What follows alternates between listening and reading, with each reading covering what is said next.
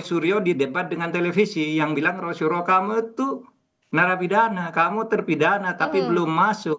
Iya kan? Saya baru tahu itu. Ya. Di situ saya lalu mencari sumber. Ternyata betul ada direktori putusan MA nomor 287 tanggal 20 Mei tahun 2019. Ini sebelum jadi menteri. Iya.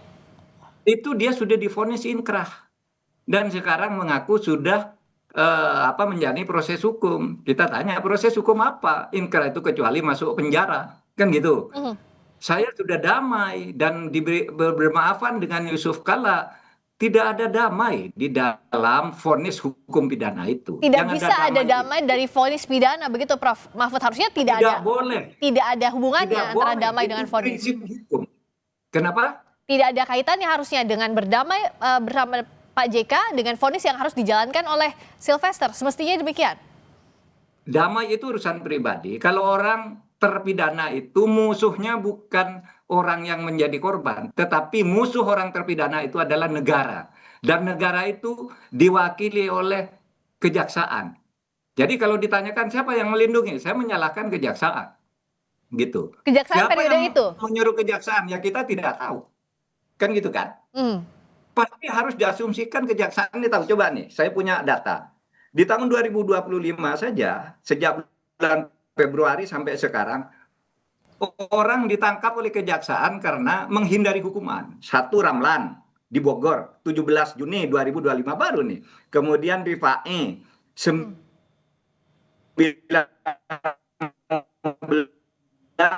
Februari 2025. Asad Serang yang malah lari di Lanijaya, Papua, ditangkap tanggal 15 Mei. Masa ini yang riwa-riwi di depan hidung kita nggak ditangkap? Kan kejaksaan tuh punya tim tabur namanya. Tim tangkap buronan atau tim tangkap orang kabur. Ini yang nangkap orang-orang ini tadi. Nah, oleh sebab itu kejaksaan harus segera melakukan eksekusi atas ini. Ya, sebenarnya harus dijemput, nggak usah dipanggil orang. Ini sudah 6 tahun gitu kan. Ya, Prof. Kalau Prof Itu. tadi yang mengatakan bahwa yang diduga melindungi adalah kejaksaan. Artinya siapa yang harus diperiksa terkait dengan tidak dieksekusinya Sylvester Matutina sejak dikenakan vonis 2019? Ya, istilah melindungi itu bagi saya sebagai asumsi karena itu tugas dia.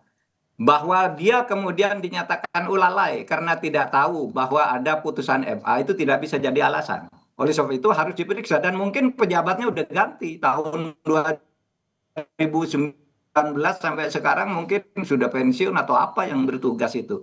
Tapi harus diperiksa karena gini loh, Clarissa, kalau sekarang orang hukuman itu berbahaya.